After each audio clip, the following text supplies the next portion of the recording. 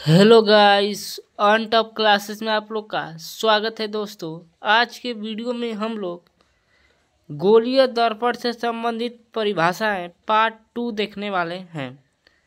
तो इस वीडियो में हम लोग देखेंगे कि फोकस क्या होता है, फोकस दूरी क्या होता है और वक्रता त्रिज्या क्या होता है। इस वीडियो में देखने वाले हैं, चूँकि आपके बोर्ड एग्जामिनेशन के लिए मोस्ट इम्पोर्टेंट है। तो चलिए स्टार्ट करते हैं। तो देखिए, हम लोगों ने पढ़ा था पार्ट 1 में दर्पण का ध्रुव। तो दर्पण का ध्रुव में पढ़ा था कि दर्पण का जो मध्य बिंदु होता है उसे हम ध्रुव कहते हैं, ठीक है।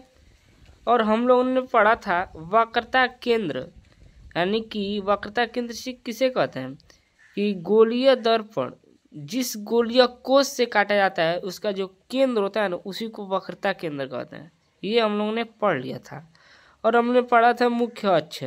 मुख्य अक्ष में क्या पढ़ा था, तो देखिए मुख्य अक्ष क्या होता है, तो वक्रता केंद्र और ध्रुव को जो मिलाती हुई रेखा जाती है ना, उसी को हम क्या कहते हैं, मुख्य अक्ष कहते हैं। ये सभी चीज़ें हम लोगों ने पार्ट 1 में पढ़ लिया है। तो चलिए स्टार्ट करते हैं। फोकस, तो फोकस क्या होता है, तो देखिए मैंने आप लोग को बताया कि दर्पण का मध्य बिंदु, यानी जो बीच का ये वाला बिंदु होता है, ये वाला, इसी को हम क्या कहते हैं, ध्रुव, जिसको पी से डिनोट करते हैं, यानी पी से प्रदर्शित करते हैं, ठीक है। अब यहाँ पर कहीं वक्रता केंद्र हो गया, देखिए यहाँ पर क्या हो गया, वक्रता केंद्र, ठीक है। तो जो वक्रता केंद्र और ध्रुव को जो मिलाती हुई रेखा जाती है ना, ऐसे, इसको क्या कहते हैं, मुख्य अक्ष कहते हैं, ठीक है। तो मान लीजिए मुख्य अक्ष के समांतर ऐसे कोई प्रकाश किरण ऐसे आ रही है, ठीक है। मान लीजिए कोई मुख्य अक्ष के समांतर कोई प्रकाश किरण ऐसे जा रही है, तो इस पर टकरा करके, ठीक है, तो टकरा करके इसका क्या हो जा रहा है, परावर्तन हो जा रहा है। ऐसे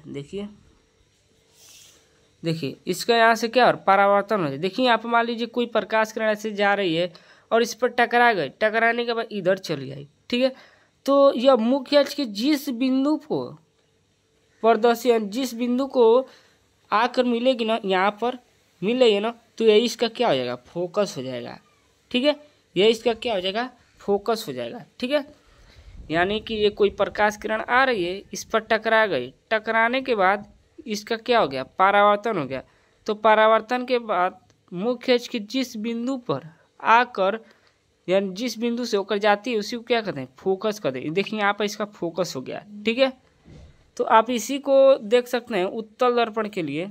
देखिए यहाँ पर मान लीजिए ऐसे, मान लीजिए यहाँ पर ध्रुव है, यहाँ पर वक्रता केंद्र है, ठीक है। अब मान लीजिए यहाँ से कहीं प्रकाश किरण ऐसे आ रही है, देखिए मुख्य अक्ष के समांतर, देखिए ये मान लीजिए क्या, ये प्रकाश किरण आ रही है, देखिए ऐसे कहीं प्रकाश किरण आ रही है और परावर्तन के पश्चात इधर चली जाएगी, इधर देखिए, इधर, यानी इधर चली गई ना, देखिए ऐसे। तो परावर्तन के पश्चात क्या है, इधर जाती है, ठीक है। तो देखिए यह मुख्य अक्ष के जिस बिंदु से आती हुई प्रतीत होती है, ठीक है।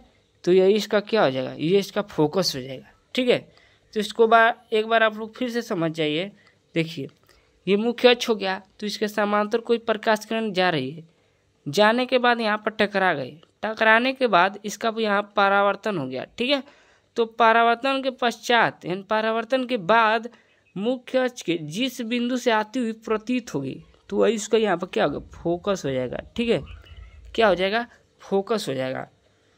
तो आप इसका डिफिनेशन देख लीजिए, उसी चीज़ को आप यहाँ पर लिख लीजिए। देखिए गोलीय दर्पण के मुख्य अक्ष के समांतर चलने वाली प्रकाश किरण परावर्तन के पश्चात मुख्य अक्ष के जिस बिंदु से होकर जाती है, अवतल दर्पण, ये अवतल दर्पण के लिए, ठीक है, जिस बिंदु से आती हुई प्रतीत होती है वह उत्तल दर्पण, उसे दर्पण का फोकस कहते हैं। इसे एफ से प्रदर्शित करते हैं, ठीक है। तो इसी चीज़ को आप लोग एक बार फिर से समझ लीजिए कि मान लीजिए यहाँ पर कोई प्रकाश किरण आ रही है, आने के बाद यहाँ पर टकरा गई, टकराने के बाद इसका परावर्तन हो गया और परावर्तन के बाद मुख्य अक्ष की जिस बिंदु से होकर जा रही है वही उसका फोकस हो गया। ठीक है, अब यही चीज़ उत्तल दर्पण में देख लीजिए, ये कोई क्या है, प्रकाश किरण है। प्रकाश किरण आ रही कहीं से और यहाँ पर टकरा गए, टकरा कर इसका परावर्तन हो गया और परावर्तन होने के बाद इसका क्या हो रहा है, इसका आती हुई इधर प्रतीत हो रही है, तो वही उत्तल दर्पण क्या हो जाएगा, फोकस हो जाएगा। ठीक है, तो चलिए हम आगे देखते हैं फोकस दूरी। तो देखिए आप इसी में समझ लीजिए फोकस दूरी क्या होता है। देखिए ये जो फोकस है ना और ध्रुव है ना, इसकी बीच की दूरी यानी यहाँ से यहाँ तक की बीच की दूरी क्या कहलाएगी, फोकस दूरी। यानी फोकस और ध्रुव की बीच की दूरी को ही हम कहते हैं फोकस दूरी। ठीक है, यहाँ पर भी वैसे देख लीजिए, देखिए यहाँ पर क्या हो गया, यानी कि ये फोकस है ना और ध्रुव है, इसकी जो बीच की दूरी होगी ना यही क्या होगी, फोकस दूरी, जिसे स्मॉल एफ से प्रदर्शित करते हैं। ठीक है, तो अब चलते हैं वक्रता त्रिज्या।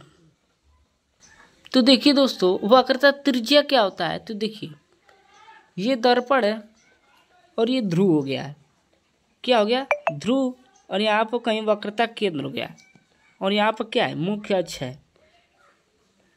ठीक है, क्या है, मुख्य अक्ष है।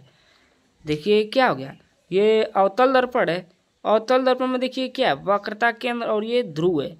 तो ये वक्रता केंद्र और ध्रुव की जो बीच की दूरी होगी उसी को वक्रता त्रिज्या कह देंगे। देखिए यानी यहाँ से यहाँ तक की जो दूरी होगी, ठीक है, इसी को क्या है, वक्रता त्रिज्या, जिसे आर से प्रदर्शित करते हैं। ठीक है, किससे प्रदर्शित करते हैं, आर से प्रदर्शित करते हैं। क्यों, क्योंकि ये देखिए वक्रता केंद्र है और ध्रुव है, इसकी जो यहाँ से यहाँ तक की जो दूरी होगी ना वही वक्रता त्रिज्या होगी। ठीक है, और यहाँ पर मान लीजिए कहीं फोकस है। ठीक है, और फोकस और ध्रुव के बीच की दूरी क्या होगी, फोकस दूरी होगी, ये हम लोगों ने पढ़ लिया है पीछे। ठीक है, तो वैसे ही क्या उत्तल दर्पण में हो जाएगा। तो चलिए आगे देखते हैं। देखिए इसी चीज़ को आप यहाँ पर नोट कर सकते हैं कि दर्पण के ध्रुव और वक्रता केंद्र के बीच की दूरी को वक्रता केंद्र, देखिए यहाँ पर वक्रता केंद्र नहीं, वक्रता त्रिज्या होगा, वक्रता त्रिज्या, यानी वक्रता त्रिज्या कहते हैं, इसे आर से प्रदर्शित करते हैं। ठीक है, तो कैसी लगी आप लोग को वीडियो, अगर वीडियो पसंद आई हो तो चैनल को सब्सक्राइब कर दीजिए। मिलते हैं किसी नेक्स्ट वीडियो में अगले टॉपिक के साथ, तब तक के लिए धन्यवाद।